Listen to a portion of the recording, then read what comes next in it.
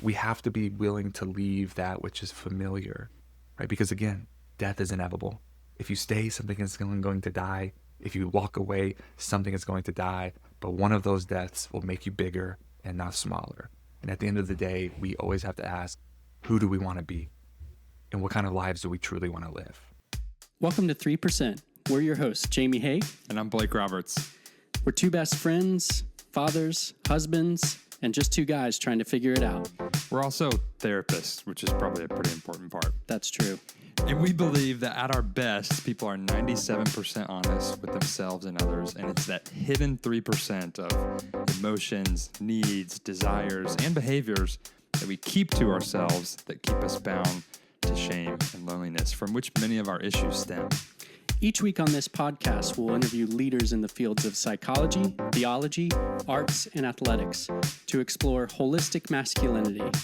We're not here to tell you the man you need to be, but we are here to help you explore what gets in the way of being the man you want to be. We're going to help you develop courage and give you the tools to share your 3% in the relationships that matter most, so you can more deeply connect with yourself, God, and others. So, pull up a chair. Let's get into it.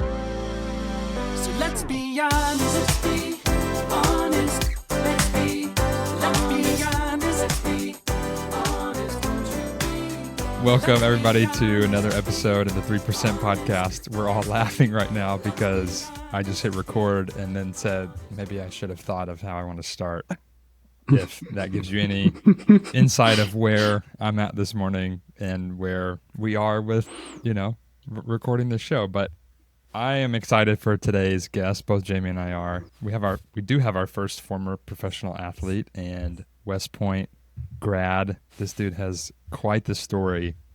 And more than having quite the story, what I've learned in just a little bit of time I got to spend with him is he has got, I would say, quite the connection and understanding of his own humanity, and does a really eloquent job at exploring and explaining why that's even important and how he got there. So we've got Caleb Campbell on the show today. He is like I said, former NFL. What did you play? Linebacker? I was a safety in college Safety, at West Point, okay. And then I was a linebacker in the league. Yeah, Okay. I was a more receiver, of a special teams so guy. Yeah. You would have Collided. clocked me. Yeah. And now he is a speaker, a writer, I don't know what would you say you do right now? Dad, husband. Yeah. Somebody asked me that the other day. They said, like, what do you do? I always used to say, like, I'm just a speaker. And I did that just to be like, I hate this question. And so I'm just like, yeah, I'm a speaker. I deliver a message that helps meet people at the intersection of leadership and well-being. But then I was like, I don't think that actually does me like a true, like, a service to who I really am and the work that I do in the world. And I was like, if I was getting a little bit more mystic, I would say, like, I'm a threshold guide, helping people cross over the threshold of what once was and into the possibility of what can be, but doing it from a more aligned whole place so we don't lose ourselves in the process. That's pretty clear. I like that. Yeah. Let's go with it. I'm going to put it on my LinkedIn bio now. There you go. Write it down. That was just me testing it out. Thanks for the feedback. Yeah, guys. it sounded good. A threshold thinking, guide. Jamie?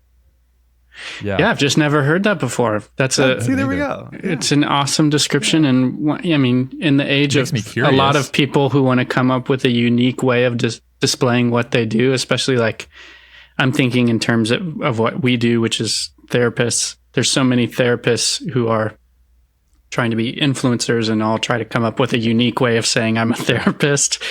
And none of them say it as like a threshold guide, which I think is really cool. That's what it is. Yeah. Yeah. Mm-hmm. I think we are always, obviously, love is right. Love is infinite. We're always being invited to expand into something greater. And I don't mean like bigger, faster, stronger. I mean like more whole, connected, deepened, present, aligned person. Like that's the expansion. I want to expand my capacity to, yes, hold the discomfort of life and do it with more ease, but I also want to be able to expand my capacity to fill into the depths of even greater joy in my life.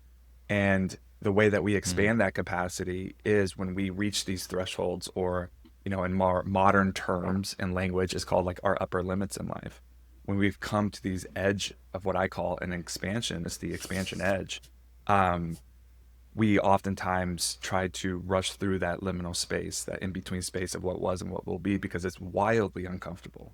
And it's always going to be in that tension. A lot of things that have been hidden begin to surface. And if we don't have the awareness, the intentionality, the understanding on how to work with them and not against them, usually what happens is we always kind of revert back to what's safe and familiar, even though it's something that we've outgrown, or we just deploy way more resistance. And I speak from very learned experience in this regard. Like, we just have way too much resistance that just amplifies the suffering as we are crossing over these thresholds.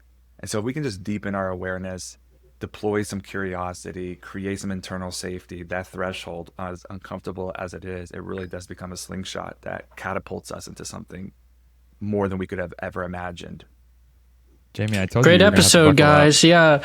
Yeah. Y'all have a good one. It's been good. If the listener was like, oh, I'm just going to press play, I'm going to get ready, I'm going to I'm going to settle in here in a few minutes.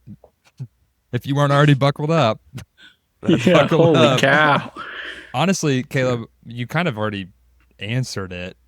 But I told you before, the question that I haven't asked you, but that we ask every guest in the beginning is, how would you define holistic masculinity? I feel like a lot of what you said could be an answer to that, but I'm curious to hearing the question, how you would define it. Yeah, it's a good question. How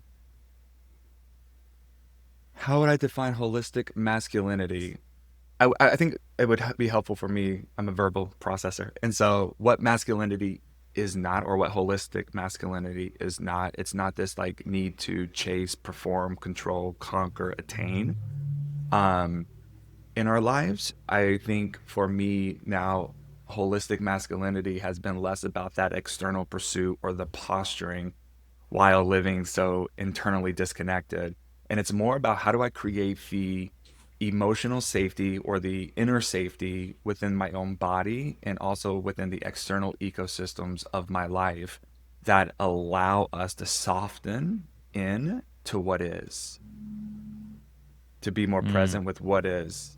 And that's, I think, the introduction of the feminine now coming in line. And the masculinity is a safe space for that to happen. And we see that within our own bodies, and we can see that also within the context of our relationships. And I say that because I realized my work as a speaker, and I don't say this from a stage, but this is how I process it, is oftentimes I am standing in front of people, leaders, high performers, high achievers that are in experiences where results matter, right? Performance is necessary. And so there isn't necessarily the option for people to slow down. And so what has happened is we have overcompensated with what has once worked. And that usually is the wounded masculine, the go, go, go, right? The need to prove, achieve, attain, hustle, work harder, push through, completely disconnect from any internal experiences that we're having, overcompensate by working harder externally. And because of that, I've realized that so much of my work as a human, the inner healing that I've done, is allowing myself to, one, identify the wounded masculine that has been in the driver's seat of my life for so many years, and to befriend it and to start kind of reorienting it and repositioning it so that I can actually now create a healthy masculine container that reintroduces the feminine to my life. And this has created a sense of wholeness in my own life. But from a speaking standpoint, it's okay, if all of these people have over-identified with the wounded masculine, let me embody the safety. Let me embody the masculine from my presence, so that you, hopefully, in our time together, can individually and collectively exhale. And in that moment, the softness that is necessary and needed to reconnect with so many of these different parts of ourselves that we have abandoned, or that we have been taught to betray, or we have been taught to believe are not necessary or not allowed in this performance-oriented culture, they can come back online. And then I give you the tools on how to deepen your experiences with that. And as a result, we now step away feeling more whole and connected than ever before. I think that's like a holistic masculine. So it really is a shift from like control to co-creation, from suppression to emotional fluency, from dominance to presence, from separation to, or like from separation of like me versus the world to more of a integration of realizing that I'm actually a part of the whole. So it's this complete shift that's happening. And the thing is, we don't figure this out. We don't learn this from a book. This is just like a byproduct of us saying yes to what is in our own life. We can't read it in a book because it's unique to each person. It's not something we learn with our heads. This is a felt body experience, right? Like you can try to fake it till you make it, sure. But this isn't like, it's not something that you just learn in a book. Okay, I'm going to read about what holistic masculinity is, and now I'm going to go be that, right? Maybe you can read it in a book to give you the language and the understanding of what you are living into. And now how do I actively work it out in real time in my own life? And this is why like compassion, if inner healing is the vehicle that takes us into the life that we want, then compassion is undoubtedly the fuel source. Because you mess this shit up more times than you can count. And if you don't know how to deploy that self-compassion to look at the little boy or little girl in you and say, hey, we're okay. Look how far we've come. Like, and be gentle with that little person. My God, it's just, it makes the journey that much more difficult. That's beautifully said. Okay, I want to get as personal as you want to get for a second, because like Jamie and I have talked about this before, that especially if we're just talking about men specifically, we have this history historically of, and you're talking about like engaging your body in this inner work, and we have this, I think one of our guests said it, like, what's the one time that men look at each other face to face, and it's in combat, like boxing or fighting. And so we have this cultural way of engaging our body that is like strength and dominance, like you're saying, and fighting and getting stronger and being better than the person across from you. And you're talking about this completely opposite end of the spectrum in my mind of doing that, and yet you were in different ways than Jamie and I have been in spaces that I would say from the outside, in like the military and in professional football, of that being like how you engage your body. So like how does someone go from is this like the way that you interpreted all these things when you were in those spaces, or you saw like the maybe damaging effects of that, and now you're like coming through that on, is that clear? I think so. It's just kind of like offering the space to talk about the evolution of this journey. Sure. Yeah. Like in as how it relates to you. Yeah. I think it's one of my favorite lines from the poet Rilke. He says, I don't have much knowledge in grief yet, so this massive darkness makes me small. And God, I love that line. Isn't that beautiful? Because this massive darkness can actually make us big. It can enlarge us, you know? And I didn't have much knowledge in grief or anger or emotional literacy. I didn't have much knowledge in any of these experiences, but I did have a wealth of knowledge in performance. You know, like when I was 7 years old, I can remember this like it was yesterday. 7 years old, scoring the game-winning touchdown at a community all-star championship football game, running to the sideline, finding my biggest fan, my mom. She looked down at me, I looked up at her, and it was this beautiful, innocent moment between a mother and her son. And she said, like, son, I'm so proud of you. You scored the game-winning touchdown. I love you so much. And it really was such an endearing and loving moment where my mom did nothing wrong, but what I internalized, it's called like the principle of first things. What I internalized is that my performance in life determines my measure of acceptance in this world. And so, you know, scoring touchdowns was not just something that I do in a football game. Now it's just a metric of my worth and value in this world. And so my stats were no longer numbers on a piece of paper. They're a definition of my worth. And that experience just like was what I became well versed in, and what I deeply understood and knew how to work. Like I could make it happen. And it took me, you know, from Pee-wee football in Texas to, you know, finding myself on national television, hearing my name being called at the NFL draft, making me the second player out of the history of West Point to ever get selected in the draft, and the first player ever given the permission to play and serve simultaneously. And then it Wow, I was didn't know that. there.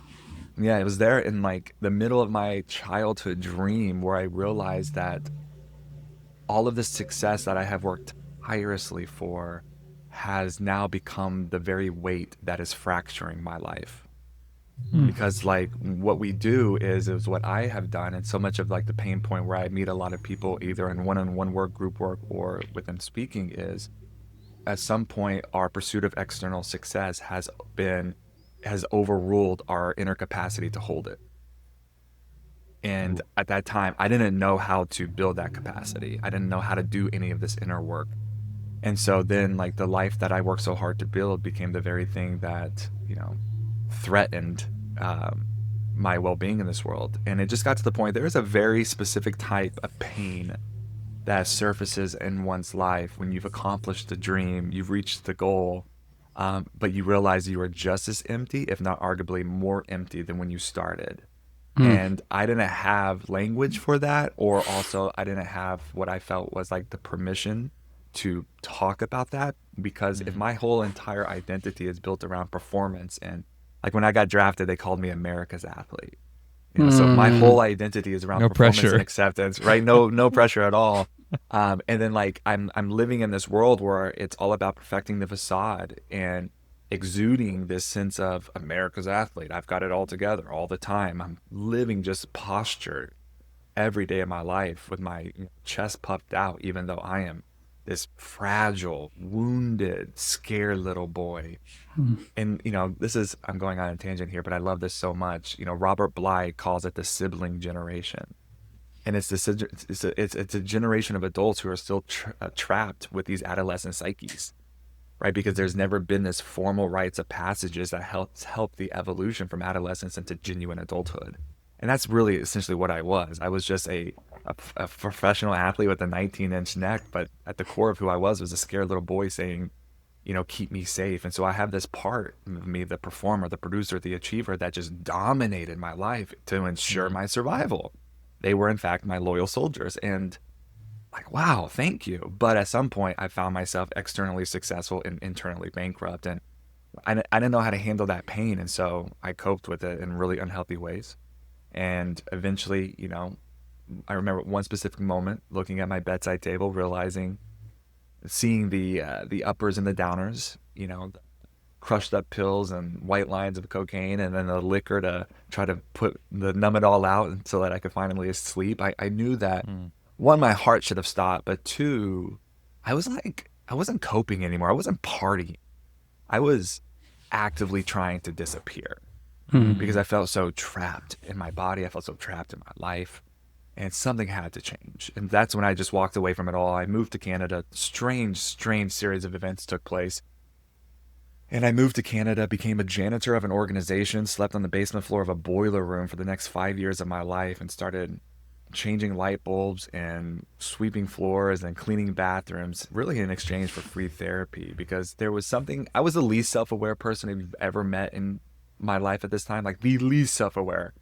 But there was just something in me that knew that I could go and leave the NFL and go get a normal job and, succeed, do really well. I mean, I graduated West Point. Like, we take care of our own in that institution. And so I had incredible opportunities, but there was just some deep awareness in me that knew, and this is what I would call grace.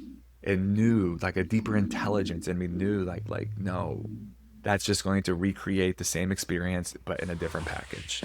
Let's go on a journey to figure this out. And so that's just really the decade-long journey that I was on, just falling forward in the words of Richard Rohr, trying to better understand how to do life differently. So how did you go from sleeping on the boiler room floor to then becoming a speaker? Yeah. Oh my gosh. So I'm doing this work. This is the first time, like inside of this ecosystem in Canada, the first time that I'm, able, because they don't give a shit. They didn't care who I was or, what I had accomplished. It was not special to anyone. And my God, at this time I was addicted to specialness. I was a junkie. If I'm doing parts work, I always have to talk to my addict part who is addicted to specialness. But I'm in Canada. I am starting to experience some freedom. Like I'm I'm living in a life that I never would have imagined for myself. But yet I can't deny that I am starting to taste some inner peace, some equanimity, some like my shoulders are dropping, my jaw isn't clenched all day every day. My muscles are loose. I'm not like bracing for impact. I'm not walking through my life bracing for impact, waiting for the metaphorical floor to fall out from underneath me. I'm allowed to just be here and allow it to be good. But yet I'm still working as a janitor. And I knew, and there's nothing wrong with that, but I just knew that, like, that's not what I feel like is the extent of the fullness of my potential that I can embody and step into. But I also didn't know what was next. And it was in Canada that I started discovering my voice. I was always, your typical bro meathead, and nobody ever told me that I was creative. And I started writing, and I remember like writing a sentence when I said something like, the metaphorical promised land that I was promised that was supposed to be full of milk and honey was a dry and barren desert, and my soul was dying of thirst. And there was a little like poeticness in there naturally, and I wrote that, and I was like, what did I just feel? Did I just feel something? And then that like started this journey of like writing and like putting more of my story on paper. And again, a strange series of events. I got a call to speak at an event, and had never spoken publicly before, didn't know how to do it. I was deeply afraid at this time. I was still like living in the middle of like really, really just a big experience of imposter syndrome. I lost my words there for a second, but just a lot of imposter syndrome. So any environments where there was the chance of me being found out, I tried to still like kind of actively resist, but I said yes to this, and I didn't know what I was doing, and I delivered a message, and I'm pretty sure I blacked out, but that's another story. But at the end of that message, long story short, I was standing on the back of the room at these two double wide doors, shaking hands with everybody who had stayed, and some had words of affirmation, which is my love language, so I'm all for that. And then others just kind of went on their way. And out of the corner of my eye, I could tell that there was somebody that was waiting for my undivided attention. And there was this like woman who was like 85, 90 years old. And she just radiated joy. And I do remember while I was speaking, anytime I felt insecure, I would look at her and she would just like softly smile at me, and my heart would calm. And she was truly an angel. And she came up to me and she said, "Son, I've heard a lot of stories in my life." And she's like, "No one's authenticity has moved me like yours." It's like, "Well, thank you." And she reached in, she gave me a hug, and as she gave me a hug, she put a piece of paper in the palm of my hand. And my first thought was like, did I seriously just get her number? So I thought, was like, okay, get over yourself. That's weird. And, I said thanks. I shoved that piece of paper in my pocket, and I went on my way. Like, I went back to my hotel, or my boiler room, and my bedroom. And I remember laying on my bed, replaying the day in my mind's eye, and I was like, oh, that woman, she gave me a piece of paper. So I reached into my pocket, I pull out this piece of paper, and I realized it's not a piece of paper. She didn't write me a note or a letter or give me her number. It was a check. And she wrote me a check for $10,000. And that was amazing. What? That was really cool. But what she wrote on the memo line of that check is like what really caught my heart's attention, and it's, "Don't stop telling your story."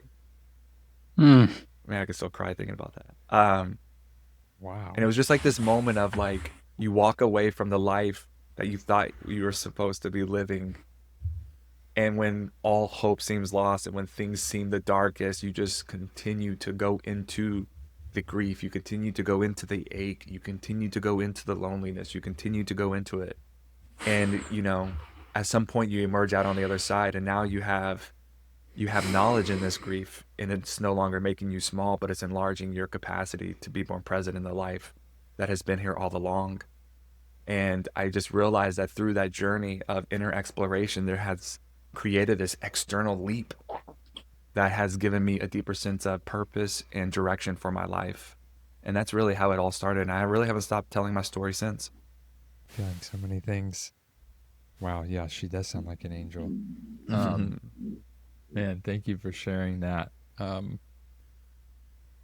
Yeah, I asked you that because of what I'm feeling right now, that I'm sure listeners would feel is like, it's one thing to talk about these things, kind of like you were in the beginning, like you were setting up kind of like what this work is, but then it's a totally different thing to hear it personally, vulnerably lived out. Like that's like story is what changes us, kind of like you were alluding to earlier, not just knowing.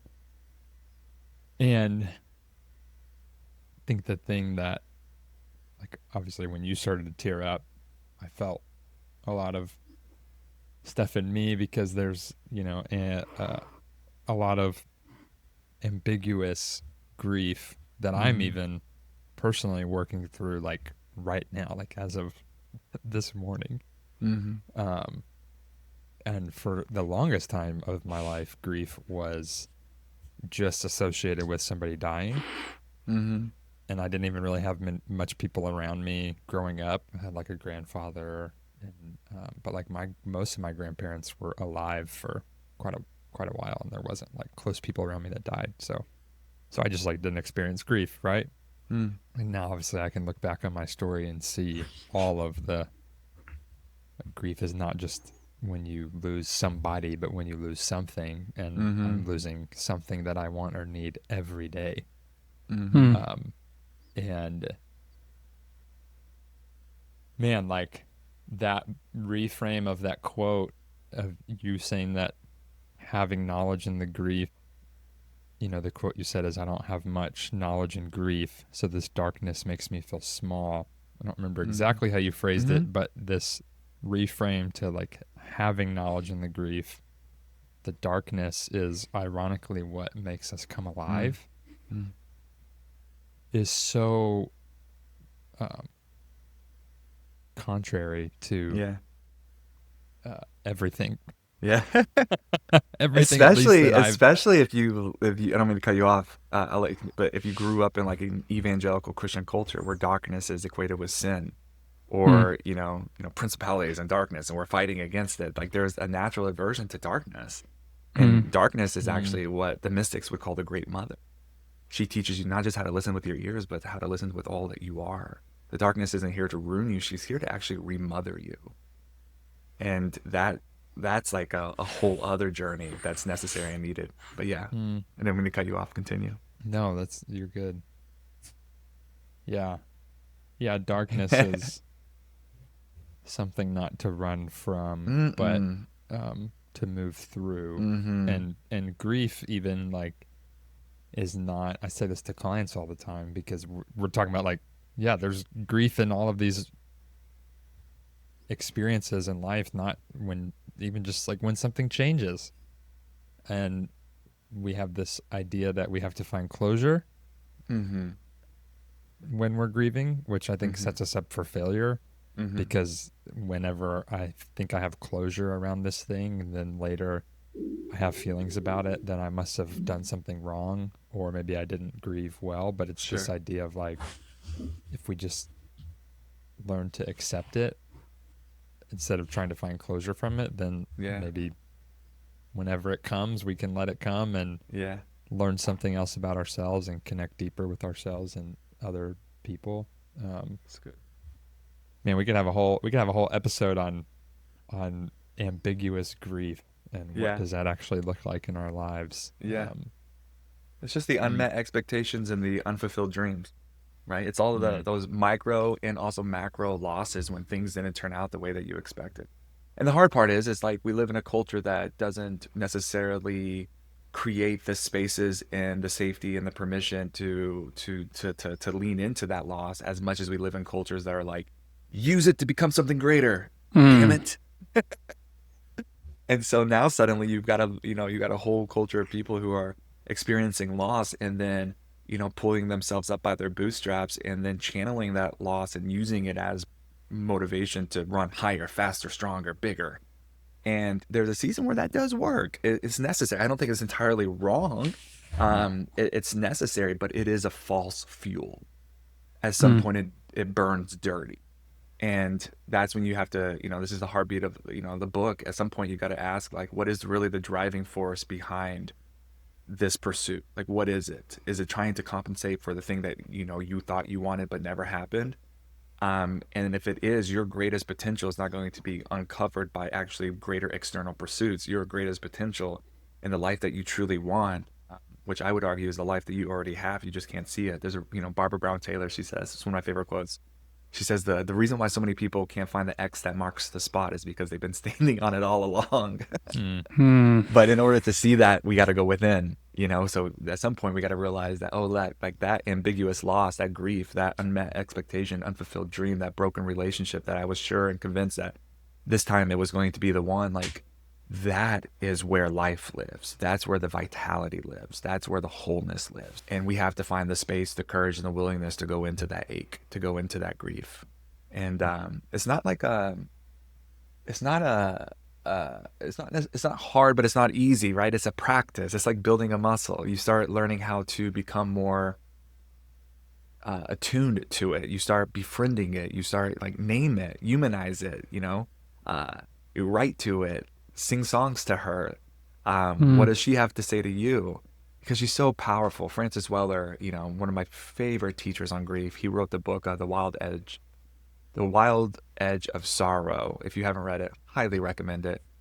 He says, you know, grief is the wild alchemy that transmutes our pain and our suffering, all of the unmet expectations and the unfulfilled dreams of our lives into a seed, and then plants that seed in new fertile soil so that it can birth new life. Like, that's the power of grief. And what we have to realize is the depth in which we are willing to touch our grief creates the height of the container of joy we can experience. So if our grief is shallow, our joy is shallow. Hold on, say that again. Run it back. Yeah. Say that last part one more time. The depth in which we are willing to touch our grief creates the height of the container of the joy that we can experience. So if our grief is shallow, our joy is shallow too. Ooh. And so I think the reframe that I would offer people, and it's what I do, is like when I do feel grief, and there's always going to be grief. Like, I'm in an evolution of identity right now. Like the person who created the life that I have now, I feel that I'm being asked to let go of so many qualities of this person. There's obviously so much uncertainty and unpredictability that comes with this, and there's a lot of grief that comes with this. And naturally it's uncomfortable, but the reframe that I say to myself is like, when grief, she does knock on my heart's door, it's simply, I'm expanding. What a great, beautiful reframe for us. Like, I'm expanding. Like, my capacity is expanding, which doesn't just make me a better father, a better husband, a better partner. It makes me a better human. It allows me to taste, to be married to amazement, as the wise Mary Oliver once says, right? You know, it changes and transforms our overall quality of our lives. Not more success, right? But this willingness to be present with what is. Does it allow you to feel like you can trust the pain of the expansion? You build a history with life. And like, that's like, build a history with life. You know, I had, and what I mean by that is, you do this one time, you do it again, you do it again, you do it again. I was coaching somebody the other day who is really crossing over a threshold, and her life that was once so steady and sturdy was like pulled out from underneath her. It's like, you know, everything she worked so hard for, it was suddenly lost. And now it's kind of like, where do we go from here? And she's in that liminal space, that in-between space where darkness prevails, but also it's the gift. And we're learning how to sit in that space and hold the tension of that space. And I remember her saying to me, I just want to get out of it. And I was like, fair. Yeah, I see you.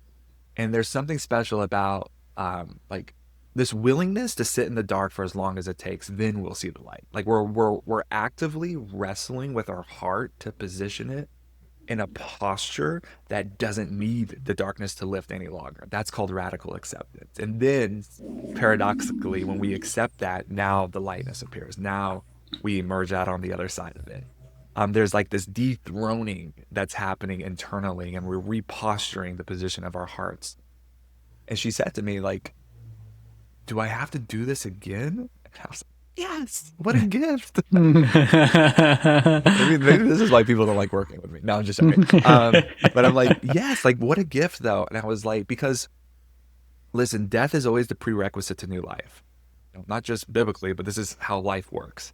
Right. One of my favorite lines from a show on HBO called Industry. Don't recommend it because there's a lot of boobs and cocaine, but it's a good show apart from that.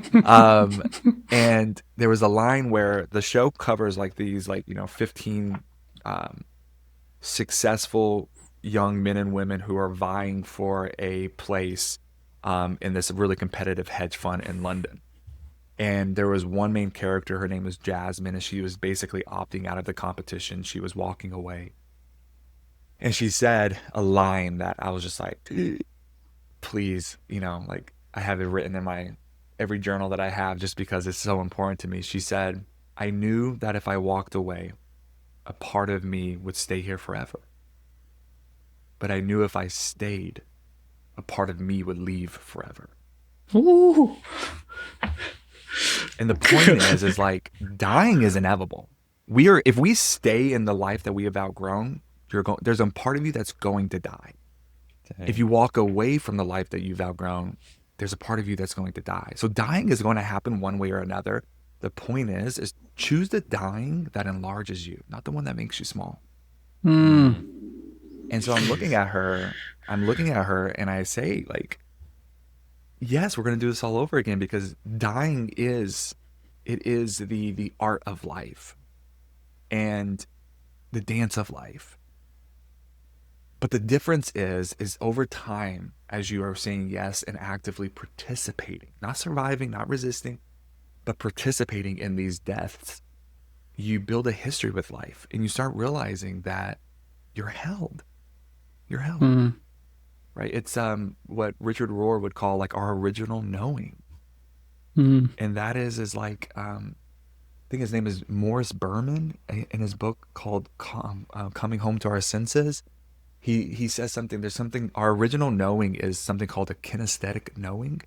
And it's something that is like encoded in our cells, and it's happening as we are being held in the womb. Where our lives are completely being upheld, nourished, and sustained by something outside of ourselves. That's a bodily knowing. Wow. That when we step into the world and we experience rejection and pain, we are separated from that knowing.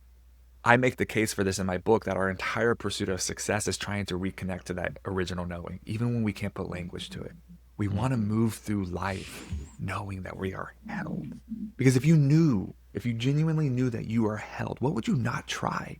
What risk would you not take? What leap would you not make? If you knew Caleb. that you're held. And that's the experience that we're trying to cultivate within ourselves. And we just misinterpret that longing, like that deep knowing that, oh, there's something more, which is oftentimes verbalized. There is something missing. And so we externally pursue more, trying to satisfy that. But the longing, Mirabai Starr, the author of Mystic, she says that the ache of the longing is actually the cry for union. And so this ache that something is missing, this ache of longing is actually this deeper cry for a greater union within ourselves with the oneness of life. And so we have to go into the ache. And this is the invitation of darkness. This is the invitation of the deaths, right? Is we're reconnecting with this original knowing. And so to go back to your original question 20 minutes ago, Jamie, as we are going through enough of these losses and we build a history with life, we know that like we're held. And so therefore, as I am now like crossing over this threshold into this season of letting go, and which I call in my book a season of disappearance, I can trust the disappearance. I can trust that just like a leaf loses its leaves during the winter, spring is coming. Spring is coming. And so it's not that we ever graduate from it, but our participation within it completely changes. And that changes the overall experience. It honestly gives a whole different context to the verse, to live as Christ and to die as gain. Mm-hmm. Oh yeah, beautiful. It's such a, like, I think I have always considered that a more literal Yeah. And this is interesting that I've always considered that more literal, even though I have seen the fruits of what you are talking about. Mhm. But Beautiful. to live and to be in a place of maybe you're not at a threshold of expansion, but you've passed one and you're living, and that's this beauty of connection. Yeah. And then to die is to gain Yeah. yet more. And even in that verse, what it's so like, what it draws from me, to live is Christ, right? But not the man, the consciousness. So to live as Christ, to die as gain. For me, like what I see that as like not Christ as a man. I'm not trying to live Christ-like. I'm trying to embody Christ consciousness, right? I'm trying to embody this consciousness, and when I do, I realize dying is actually gaining. Dying is, so this isn't a be a more moralistic, upheld citizen where I don't curse, cheat, or do any of those things. This is, and I'm not saying you should go do those things, but I'm saying this is an invitation to embody this awareness, this paradigm shift, this consciousness shift. And the reason why so many, from my experience as an ex-evangelical, like why so many of us Christians are so like, we don't die the deaths. We don't actively pursue this, and it's in the dying that consciousness shifts, right? And so the whole point is to shift consciousness. And this is why I feel like COVID is so monumentally important. Devastating, yeah, but monumentally important, because if you look at any sort of theories like spiral dynamics or just the evolutions of consciousness, okay, what's happening right now with COVID is or what did happen is there was this metaphorical death. In literal death, yes, a literal death, but a metaphorical death of the way things once were. And so that was actually this invitation now for consciousness to begin to shift globally. And this is why we're seeing, I really believe this is why we elected the person that we elected, because he, in so many ways, is the embodiment, and I'm not trying to get like, of what once was, like trying to go back to making a, like, let's go back instead of going forward. And so there's this desperate cling to what once was, to the safety and the familiarity of what we once had, versus stepping into the vulnerability of the unknown. And it's playing out in real time. But also what was happening is now all of these systems that were never questioned or analyzed are now starting to collapse. And we're seeing a massive shaking in the foundation of what was once so steady and sturdy, because we are on the threshold of a global expansion. Now, will we live through this in our lifetime? Not for sure. But I definitely think, Francis Weller, he says we are entering into the age of the long dark, right? Where there is a disappearance of what once was on the other side of this massive shaking. I'll stop rambling about that, but yeah. No, it's beautiful to listen to. You can feel your lived experience of this and how that has become such beauty. Thank you. In the way that you communicate it. Thank you. And I feel like it feels so familiar. I can easily put the most beautiful points of growth in my life in the context of a threshold that I certainly resisted more than surrendered to. But as like, there was no excitement in me when my therapist was like, you have got to go to Sexaholics Anonymous, which is why I didn't go for 5 months after weekly being asked to go. But he's like, at the end of those 5 months, he's like, this porn addiction is not going to change. And I can put it in the context of without you allowing this part of you to die. Yeah. And as I let that part of me die, certainly the part of me that feels, has empathy towards, can learn compassion, was allowed to come alive. That's it. That's beautiful. Yeah, that's beautiful. And I think you speak of parts, because I bet you, I don't know your story, but you can correct me if I'm wrong. I'm sure there was a very long time when you hated that part of you, right? You judged it, you criticized it, you belittled it, you said, get your shit together, you dumbass. Yeah, that part of me is definitely in the past. Yeah. Right, but there's the story of the loyal soldiers, right? It's long story short, it's kind of this idea that a lot of Richard Schwartz and IFS and, how they, got to the parts work is there's a story of like the World War II soldiers from Japan were shot over an island and they were lost at sea for several years. And when they were found, they didn't want to go home. They actually wanted to go back to war. They wanted to go fight. This part of them was so heavily infused. Their identity was so heavily infused in protecting, preserving safety and freedom that they just wanted to go back and fight. And they didn't know that the war was over. And what they had to do from a psychological standpoint to reintroduce them into society is they brought those soldiers home and they threw them a homecoming party. They celebrated them. And I just think it's beautiful, a metaphor of how we are supposed to tend to these parts of us that don't know the war is over. So there's this part of you that is addicted to something, right? But it's addicted to something not because you're bad, but because it's trying to ensure your survival. Yeah. It's trying to make sure that you're safe. And through addiction, we recreate these scenarios where we feel a little bit more in control and therefore we feel safe. We can't ever look at that part and be like, you piece of shit, you're not doing enough, or you're an asshole. Like, we would never talk to a soldier like that's coming home from war that just won our freedom. What we do is say, wow, we honor this part, right? We throw a ceremony for this part. We go out in the woods and we create a beautiful altar, and then we find something that metaphorically represents this part and we put it on the altar, and then we write it a love letter saying, thank you. Look at all of the ways that you have protected me, and look at all of the ways that you have served me well. Like, it's been uncomfortable and we have been at odds for so many years, but I see now, I see how beautiful you have been in my life for so long, and now I can release you, I can honor you. And there's something about welcoming the loyal soldiers home, those parts of us that have created so much tension, that we are actively throwing them a homecoming so that they can be reintroduced and integrated into the society of wholeness within ourselves. Yeah. Awesome. It's a completely different approach than we're most used for, right? Totally. Yeah, Totally. absolutely. To say it in a different way, like self-criticism, you can never criticize yourself into a life that you love. Let's just put it right. Yeah. Right. Yep.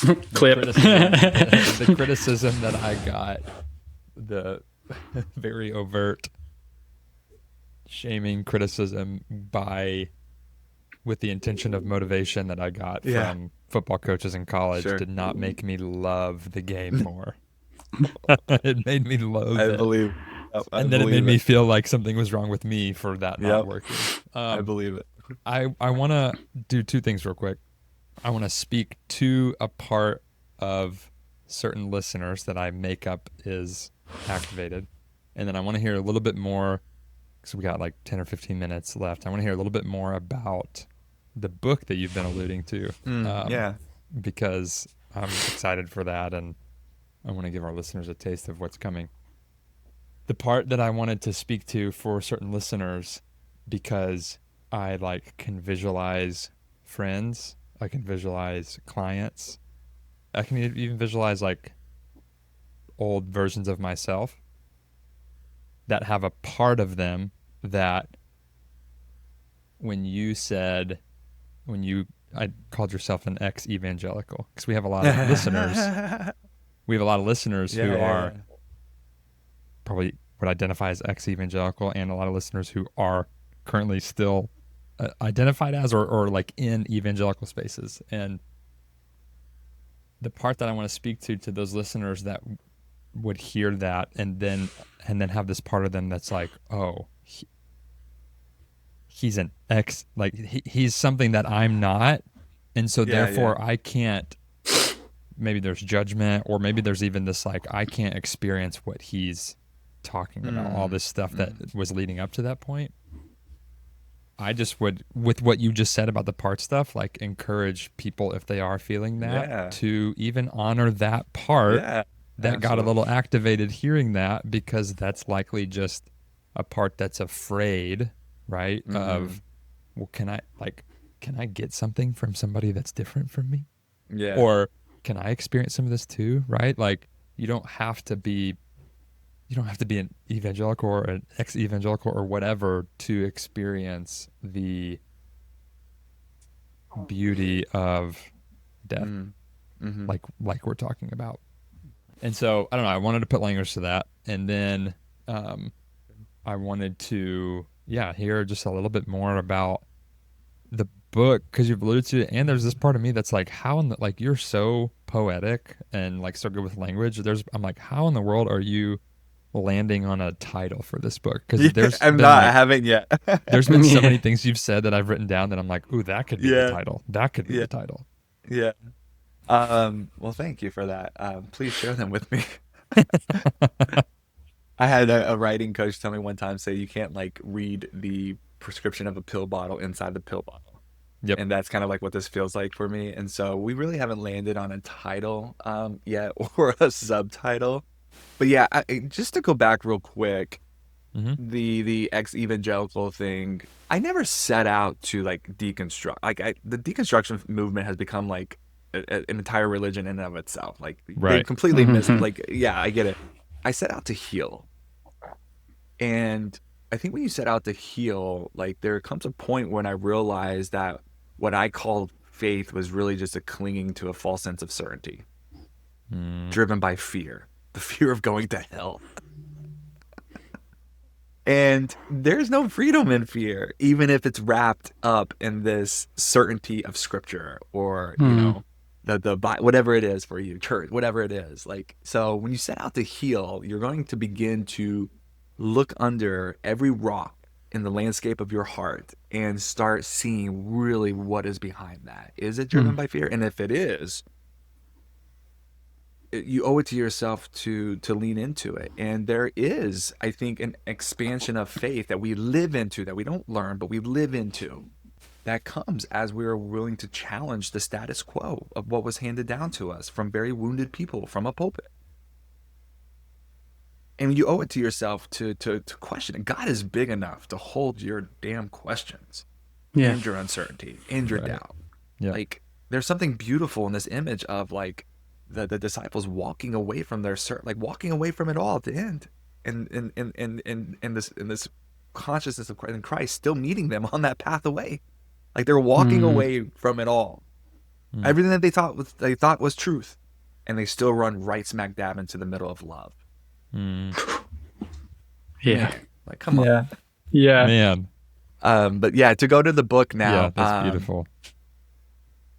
Yeah, the book has just been like, I've been trying to find, and it was like hard, like trying to land with a publisher, because I speak mostly to like business as of now. This hopefully changes. I've got some things kind of working in my heart that I want to do to like create the stages that I want to be on. But right now it's mostly like business professionals. And so a lot of them are like, well, that's where your audience is. If you're in front of, 50,000 people every year from a business standpoint, let's write a business book. And I'm like, I am not writing a business book. So I'm looking for, I was looking for like, this nonfiction that was giving me the space to talk about some of my entrepreneur journey, but also integrate the underbelly of spirituality, which is really the full essence of this whole story.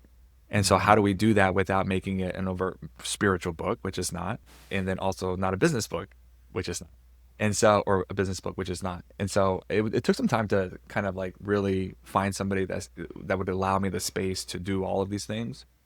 But the book in itself is kind of like how the opening chapter is called A Losing Game. And it is like this, it's really speaking to the wounded masculine.